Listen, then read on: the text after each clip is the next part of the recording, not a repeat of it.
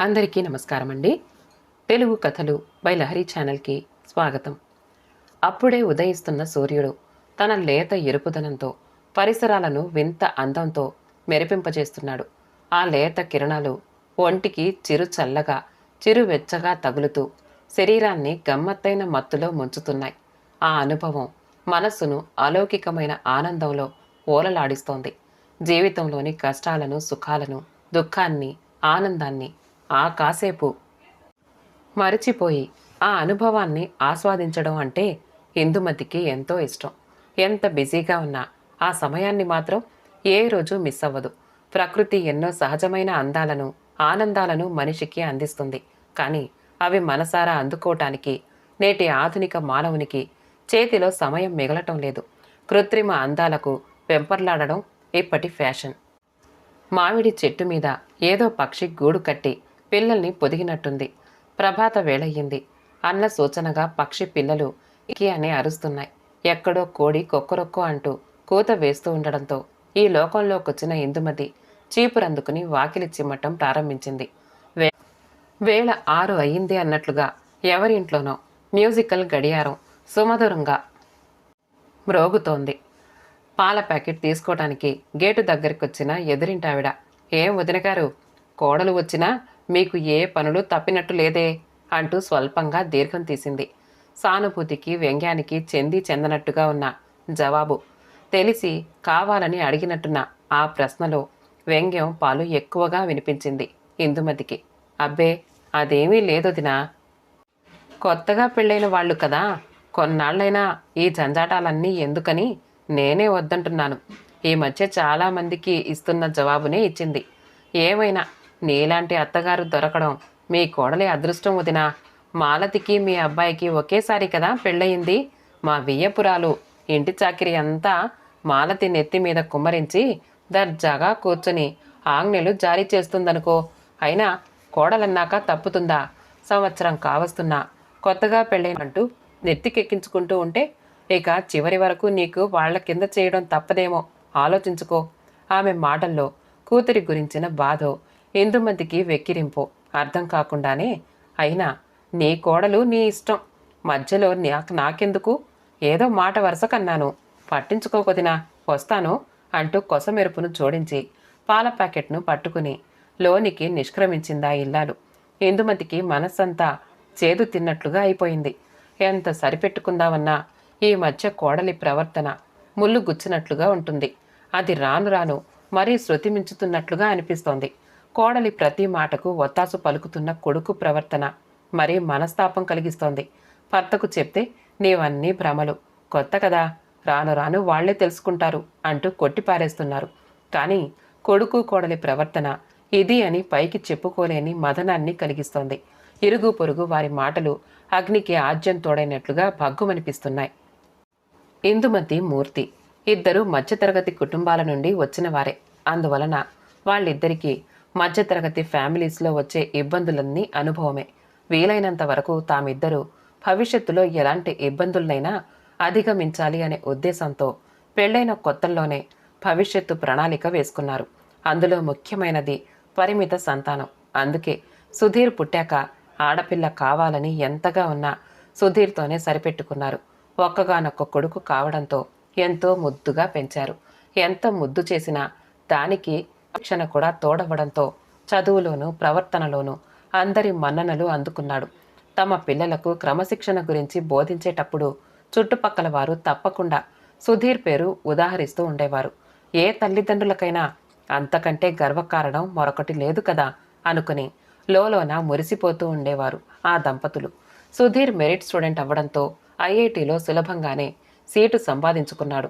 ఆ తర్వాత ఉన్న ఊళ్ళోనే ఉద్యోగం రావటంతో ఇందుమతి, మూర్తిలు ఎంతగానో ఆనందించారు. ఒక్కగానొక్క కొడుకు కళ్ళెదురుగానే ఉంటాడని మురిసిపోయారు. ఇక మూర్తి కూడా అంచెలంచెలుగా ప్రమోషన్లతో సెక్షన్ ఆఫీసర్ దాకా ఎదిగాడు. సొంత ఇల్లు కట్టుకుని స్థిరపడ్డాక ఇక కొడుక్కి పెళ్లి చేయాలని సంబంధాల గురించి తెలిసిన వారందరికీ చెప్పారు. యోగ్యుడైన అందమైన అబ్బాయికి పెళ్లి సంబంధాలకు ఏం కొరత, చెప్పడమే తడవు. తామర తంపరగా వచ్చి పడ్డాయి. ఆర్థికంగా తమ కంటే ఎన్నో రెట్లు ఉన్నతంగా ఉన్న వాళ్ళు కూడా పిల్లనిస్తామని వచ్చారు. ముందు ఇందుమతి మూర్తిలు కొన్ని చూసొచ్చారు. ఏది ఎంచుకోవాలో తెలియక ఇందుమతి తల తిరిగింది. ఆ దంపతులు ఈ సందిగ్ధావస్థలో ఉండగానే ఒకరోజు సుధీర్ తన మనసులోని మాటను బయటపెట్టాడు. తన చిన్ననాటి స్నేహితుడు కొలీగైన కుమార్ చెల్లెల్ని చేసుకుంటాను అని. ఆ అమ్మాయిని చూసొచ్చారు. లక్షణంగా, ఒద్దికగా, వినయంగా కనిపించింది. ఆర్థికంగా కూడా తమ కంటే ఒక మెట్టు పైన వంక పెట్టడానికి ఏమీ లేదు. తాము ఎంచిన సంబంధం కాదన్న అహంకారం అడ్డొచ్చినా ఊహ తెలిసాక ఏదీ కావాలని అడగని సుధీర్ కోరికని కాదనలేని ప్రేమతో పెళ్లిని జరిపించారు. ఏ విషయంలోనూ లోటు కనిపించనివ్వక ఎంతో ఘనంగా పెళ్లి చేశారు వాళ్ళు. ఇందుమతికి మొదట్నుంచి ఆడపిల్లలంటే ఎంతో ఇష్టం. తన కడుపున పుట్టిన ఆడపిల్ల లేదని ఎప్పుడూ బాధపడుతూ ఉండేది. కోడలొచ్చాక ఆ ముచ్చట కూడా తీర్చుకుందూలే అని మూర్తి ఓదారుస్తూ ఉండేవాడు. ఇరుగు పొరుగు ఆడపిల్లల్ని చేరదీసి వాళ్లకి రకరకాల అలంకారాలు చేసి ఆర్టిఫిషియల్ క్లిప్పులు, చెవిరింగులు, చైన్లు లాంటివన్నీ కొనిపెడుతూ తన సరదాలు తీర్చుకునేది. కొడుకు పెళ్లి నిశ్చయమైన దగ్గర నుంచి కోడల్ని తన వెంట తిప్పుకోవాలని చూసిన వారంతా అత్తాకోడళ్ళు కాదు, తల్లి కూతుళ్లలా ఉన్నారని ఆశ్చర్యపోవాలని తనకొచ్చిన వంటలు, కుట్లు, అల్లికలు కోడలికి నేర్పించాలని అది ఇది అడుగుతూ కోడలు తన వెంట వెంట తిరుగుతూ ఉంటే చూసి మురిసిపోవాలని ఇలా ఎన్నెన్నో కలలు కంది. నట్టింట్లో కోడలు కళకళ్లాడుతూ తిరుగుతూ ఉంటే కంటి నిండా చూసుకోవాలని మురిసిపోయింది. పెళ్లైన తర్వాత కోడలు వనజ ఆమె ఊహల మీద చన్నీళ్లు చిలకరించేసింది. ఎందుకనో అత్తగారితో కలవటానికి అంతగా ఇష్టపడేది కాదు. ఇందుమతి ఎంతగా కల్పించుకుని మాట్లాడినా అంటీ ముట్టనట్టుగా సంభాషణ తుంచేసేది. పోనీ మితభాషిని అని సరిపెట్టుకున్న ఇరుగు పొరుగు వాళ్లతో తన ఫ్రెండ్స్ వచ్చినప్పుడు, సుధీర్ కొలీగ్స్ వచ్చినప్పుడు ఎంతో కలుపుగోలుగా సరదాగా మాట్లాడేది. అత్తగారంటే భయపడుతుందేమో అనుకుంది ఇందుమతి. అది అబద్ధమని తేలిపోయింది. ఒకసారి ఇందుమతి పిన్ని కూతురు వచ్చింది. కోడల్ని పిలిచి పరిచయం చేసి కొంచెం టీ పెట్టివమ్మా అంది. నాకు తలనొప్పిగా ఉంది అత్తయ్యా, మీరు పెట్టుకోండి అనేసి గదిలోకి వెళ్ళిపోయింది. బంధువు దగ్గర తల కొట్టేసినట్టయింది. ఉండబట్టలేక సాయంత్రం కొడుకొచ్చాక జరిగింది చెప్తే, పోనులెమ్మా, తనేదో తెలియక మాట్లాడితే పెద్దదానివి కదా, నువ్వే సర్దుకోవాలి అని కొట్టిపడేశాడు. ఆ తర్వాత నుంచి అత్తగారిని అసలు లెక్క చేయడం మానేసింది వనజ. ఏదైనా మాట్లాడితే పుట్టింటి వారితో పోల్చటం, వారి గొప్పలు పదే పదే చెప్పడం, గర్వంగా బిహేవ్ చేయటం, మాటకు మాట ఎదురు చెప్పటం చేసేది. ఉదయం 9 నిద్రలేచేది కాదు. ఏమైనా చెప్పబోతే చిన్నప్పటి నుంచే నాకు లేటుగా లేవటమే అలవాటు, పెళ్ళయింది కదా అని పరాయి వాళ్ల కోసం నా అలవాట్లు మార్చుకునే అలవాటు అస్సలు లేదు అని ఖచ్చితంగా చెప్పింది. వనజ జవాబులో పరాయివారు అనే మాట ఇందుమతి మనసును కత్తిలా కోసింది. చాలా విషయాలకు సర్దుకుపోతున్నా కొన్ని విషయాలు తన కొడుకు దృష్టికి తేక తప్పలేదు. నీకు రాను రాను చాదస్తం ఎక్కువైపోతోందమ్మా. వనజకి ఏమన్నా చెప్తే తనకి కోపం, నీకు చెప్తే నీకు కోపం. చిన్నదాన్ని కదా అనుకొని రాజీ పడలేదు వనజ. పోని పెద్దదాన్ని కదా, సర్దుకుపోతే ఏం పోయింది అని నువ్వు అనుకోవు. ఎటూ చెప్పలేక నాకు తల ప్రాణం తోకలోకొస్తోంది. అందుకే దీనికి ఒక పరిష్కారం త్వరలోనే ఆలోచిస్తాను అంటూ బయటికి వెళ్ళిపోయాడు. కొడుకు ఆలోచిస్తానన్న పరిష్కారం ఏమై ఉండవచ్చో లీలమాత్రంగా స్ఫూరించిన ఇందుమతికి గుండె పొంగుచ్చినట్లయింది. అప్పట్నుండి మనసంతా ఆవేదనతో పిండినట్లయింది. ఏ సందర్భమైతే కల్లో కూడా రాకూడదు అని 1000 దేవుళ్లకి మొక్కుకుందో వాస్తవంలోనే ఆ సందర్భం వచ్చింది. ఆ రాత్రి భోజనాలయ్యాక తల్లిని తండ్రిని సమావేశపరిచి, నాన్నగారు, నా పెళ్ళైన దగ్గర నుంచి అమ్మకి వనజకి అంతగా పడటం లేదు. దానికి కారణాలేమిటి అన్నది ఇప్పుడు తర్కించుకోవటం అనవసరం. ఈ చిన్న చిన్న తగవులే చిలికి గాలివాన అయితే మిగిలేది పగిలిన హృదయాలు మాత్రమే. అంతవరకు రాకముందే సరైన నిర్ణయం మనల్ని పూర్తిగా విడిపోకుండా ఆపుతుంది. కలిసి ఒకే ఇంట్లో ఉంటూ ఒకరికొకరం దూరమైపోవడం కన్నా దూరంగా ఉంటూ మనసుల్ని దగ్గర చేసుకోవటమే మంచిది అనిపించింది. అందుకే మా ఆఫీస్కి దగ్గరలోనే నేనొక ఇల్లు చూసుకున్నాను. రేపు మంచిదట, మీరిద్దరూ వచ్చి మీ చేతులతో పాలు పొంగిస్తే గౌరవంగా ఉంటుంది. ఏమంటారు నాన్నగారు అని అన్నాడు. దుఃఖంతో పూడుకుపోయిన గొంతుని వెంటనే పెగల్చలేకపోయాడు మూర్తి. చెప్పవలసిందంతా చెప్పావు. నీ నిర్ణయాన్ని మాకు చెప్పావు గాని మా నిర్ణయాన్ని నువ్వు అడగలేదు కదా సుధీర్. నేనేమనగలను? నీ ఇష్టం, అంతకంటే మాటలు రాలేదు మూర్తి గొంతు దాటి. ఊహించిన విషయమే అయినా ఆ ఊహ వాస్తవం అయ్యేసరికి తట్టుకోలేకపోయింది ఇందుమతి. ఒరే చిన్న, నిన్నెంత అపురూపంగా పెంచావురా. ఇంకా పిల్లలు పుడితే నీకు పెద్ద చదువులు చదివించి ఉన్నత స్థానంలోకి తేలేమేమో అని నీ ఒక్కడ్నే మా కంటికి వెలుగుగా చేసుకుని మా సర్వస్వం దారపోసి నిన్నీ స్థితికి తెచ్చాం. ఈరోజు నీ భార్య కారణంగా మాకింత శిక్ష వేయటం నీకు భావ్యం కాదురా. అబద్ధం అని చెప్పరా. ఇదంతా అబద్ధమని చెప్పు. ఇక నుంచి మీ ఇష్ట ప్రకారమే ఉండండి. మీరు చెప్పినట్టే నేను వింటాను. చిన్న, నువ్వు దూరమైతే నేను భరించలేనురా. హిస్టరిక్గా మారిపోయింది ఇందుమతి. కుమిలి కుమిలి ఏడుస్తున్న ఇందుమతిని ఓదార్చడం మూర్తికి అసాధ్యమే అయ్యింది. ఆ మర్నాడు సామాన్లు సర్దుకుని బయలుదేరారు. ఇందుమతి తన గదిలో నుంచి బయటికి రాలేదు. మూర్తి నచ్చజెప్పబోతే నా శరీరంలో ఒక భాగాన్ని కోసి ఇమ్మన్నా ఆనందంగా కోసి ఇద్దును. కానీ నా హృదయాన్ని కోసి వేరు పెట్టడం నా తరం కాదండి. నేను రాలేను. వాళ్ళని వెళ్ళిపోమ్మనండి ఆవేదనగా చెప్పింది. చేసేదేమీ లేక మూర్తి వాళ్ళని కొత్త ఇంట్లోకి దిగవిడిచి వచ్చాడు. ఆ తర్వాత ఇందుమతి పరధ్యానంగా తయారయ్యింది. ఇరుగు పొరుగు వాళ్ల సూటిపోటి పరామర్శలు భరించలేక ఎంతో అవసరమైతేనే తప్ప బయటికి రావటం మానుకుంది. మూర్తి గుర్తు చేసి బలవంతం పెడితే తప్ప భోజనం చెయ్యదు. రాత్రులు పడుకోదు. సుధీర్ ఫోటోలు చూస్తూ కాలం గడుపుతోంది. పెద్దయ్యి ఉద్యోగం వచ్చాక కూడా తనకిష్టం లేని చొక్కా కూడా తొడగని కొడుకు ఈనాడు ఇలా చేయటం తట్టుకోలేకపోతోంది ఆ తల్లి మనసు. ఇంచుమించు నెల రోజుల తర్వాత ఇందుమతికి ఒక రిజిస్టర్ లెటర్ వచ్చింది. అడ్రస్ చూసింది. చిరపరిచితం. సుధీర్ దగ్గర నుంచి. దాచిన వెంటనే మనసు మండిపడింది. కానీ తల్లి హృదయం ఆనందంతో పొంగింది. గబగబా చించింది. లోపల చాలా పెద్ద ఉత్తరం. అమ్మా అన్న సంబోధన చదివి తన కొడుకే ఎదురుగా నిలబడి అమ్మా అని పిలిచినట్టు అనిపించింది. ఉత్తరాన్ని గుండెలకు హత్తుకుంది. అమ్మా, నిన్నెంతగానో బాధ పెట్టిన నన్ను ముందుగా క్షమించమ్మా. ఆ చిన్న వాక్యానికే ఆ తల్లి మనసులోని ఆవేదన చేత్తో తీసివేసినట్టు అనిపించింది. ఆనందంతో మసకబారిన కళ్ళను తుడుచుకుని చదవడం కొనసాగించింది. ఈ ఉత్తరం చదివే ముందు మనసు ప్రశాంతంగా ఉంచుకుని చదువమ్మా.